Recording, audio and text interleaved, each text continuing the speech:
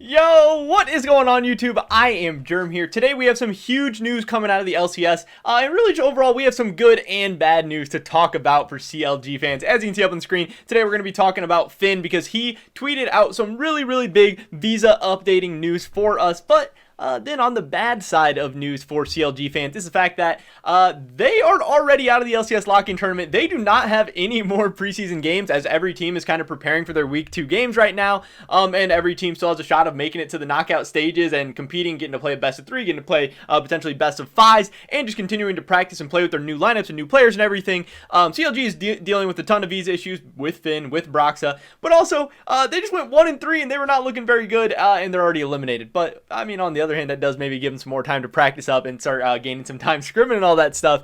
But I mean, that's just the life of a CLG fan, I guess. But in this video today, we're going to be talking about what Finn has in store as far as the visa issues, when he's going to be making it to the United States, when he's going to be playing, and all that good stuff. But before we get into that, I just want to mention real quick, if you're not already subscribed, definitely click that subscribe button really quick. I think we're teetering around 6,100 subscribers right now. We're pretty much going up and down past it. So, you know, if you're not already subscribed, definitely click that subscribe button. It helps me out a ton. I would appreciate it so much. I think like 70% of the people that watch my videos right now are still not subscribed, so we have a ton of room to keep running and growing. Yesterday, we got into some craziness where we lost some subscribers, we gained some, so we're all over the place right now.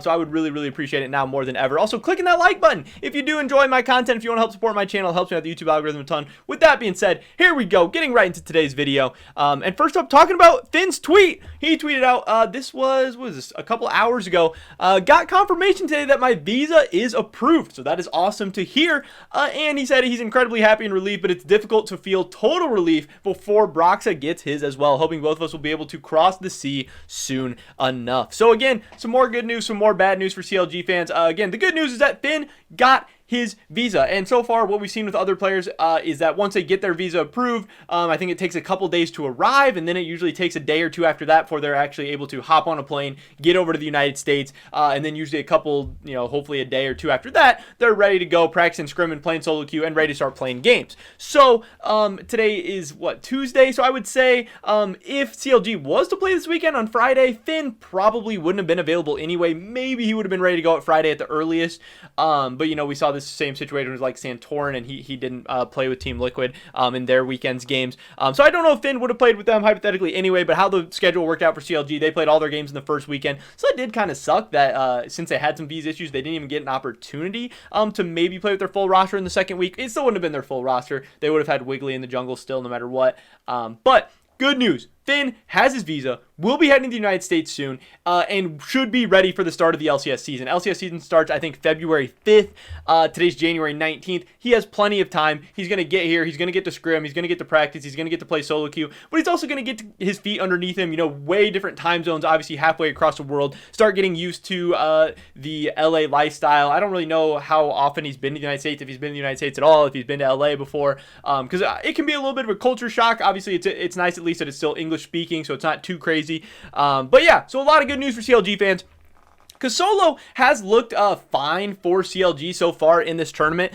He hasn't been terrible, but he hasn't been too exciting either. I know I have the goal.gg pulled up. I believe this is so this is the LEC summer stats for Finn. I just want to talk because I know a lot of people are saying, why does CLG even need Finn? You know, Solo's doing pretty good already. They can just tell Finn to stay back over there. And then there's some people saying Finn should just stay over there because CLG has looked so horrible. Why would you want to come play for him? So it's kind of been a ton of jokes on both sides. But if we look back to what was actually happening in the summer split of the LEC, where Finn has actually gotten kind of a ton of heat, even though he played a lot better in the summer than he did in the spring. You know, he was consistently getting better. Yes, he did tail off towards the end of summer. He didn't play that great in the playoffs, and he didn't play that great at Worlds. But overall, if you look at the 2020 season as a whole, or even just summer 2020 as a whole, Finn actually was a really solid player.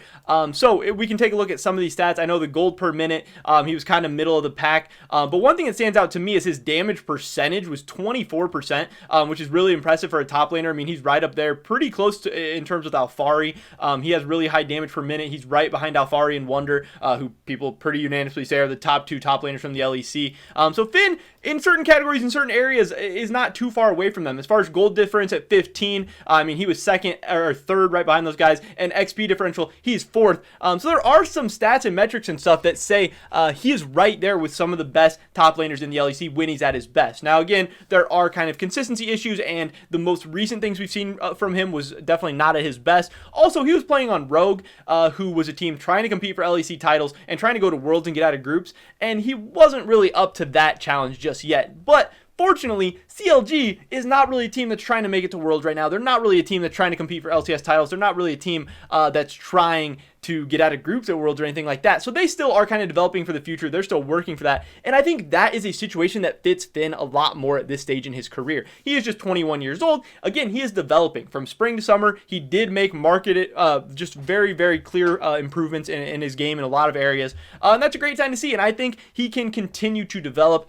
I think obviously the fans, shitting on him and just people hating on him in general, it can get to some people. And I'm sure the stress and pressure of him not performing in the playoffs and at Worlds was playing into him as well. So hopefully now coming over to North America, he can be in a less stressful environment. He can be in a more developmental environment, and he can focus on just getting better and improving and not having such high expectations. Because some people thrive in those environments, but some people don't. And if that's not his thing, that's okay. Hopefully he can get to that at one point in the future.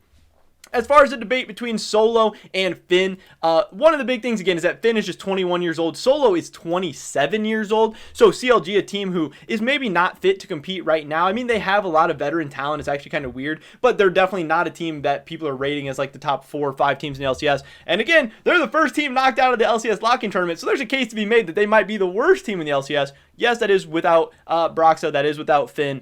But, I mean, they're at least towards the bottom. So it is weird. They don't have a ton of young talent and stuff, but Finn is a guy. He's just 21. They can start building towards him for the future. If we take a look at the stats between Solo and Finn, because these guys actually both played at Worlds last year, so a tournament they both participated in, which we can maybe compare them a little bit. They're both kind of towards the bottom, honestly, in a lot of the stats at Worlds.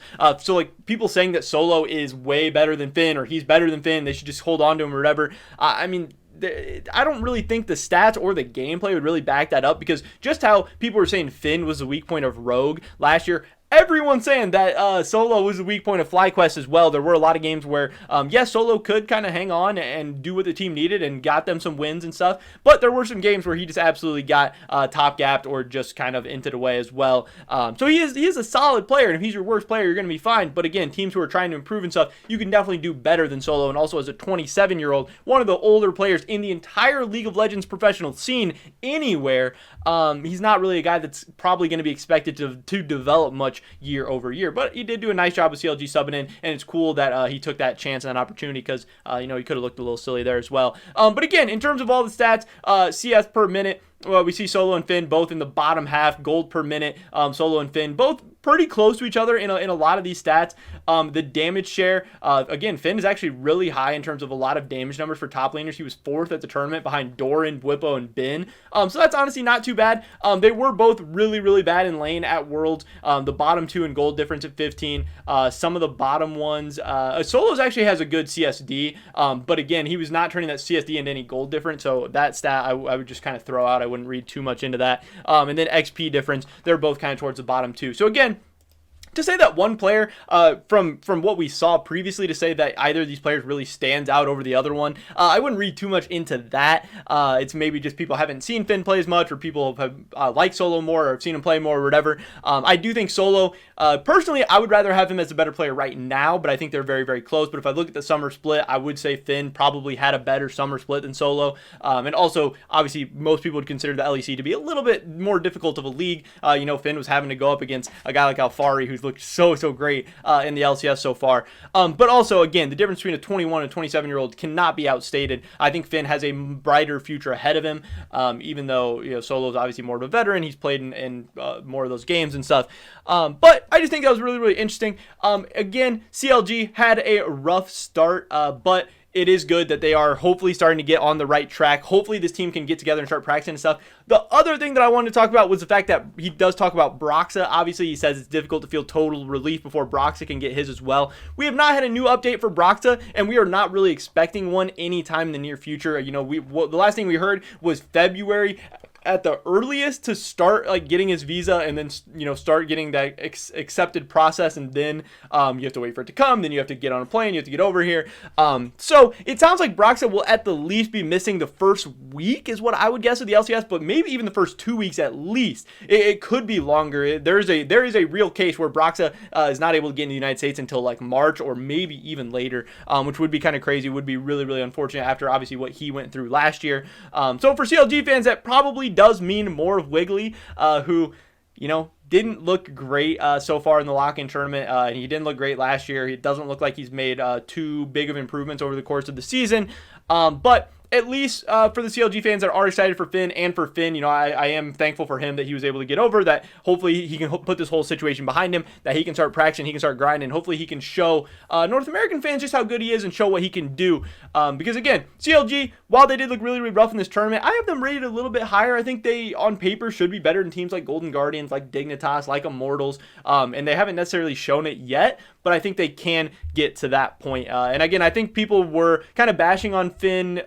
Some of it made sense, but I think it kind of went overboard to the point where maybe he's a little underrated. And I love when teams are able to buy low on a player, you know, get a player that people are maybe sleeping on a little bit, or maybe underrating a little bit for cheaper, and then they can see what he can blossom into. That doesn't mean that's going to happen for sure here with Finn, but I do think it is a nice refresh for him, and he has an opportunity to have a much better year on CLG than people are expecting. And top lane isn't too strong in North America either, so he has a real opportunity to come in and maybe even be like a top 5 top laner, which would be pretty exciting for him after all the kind of just backlash that he's been facing so far this offseason. So again, while yes, some people are asking for Solo to come in and be the full-time top laner, Finn is coming over. He's going to be ready to go. He's going to be ready to go for the start of the LCS season, and in my opinion, that's where CLG should be going. That's where they should be looking.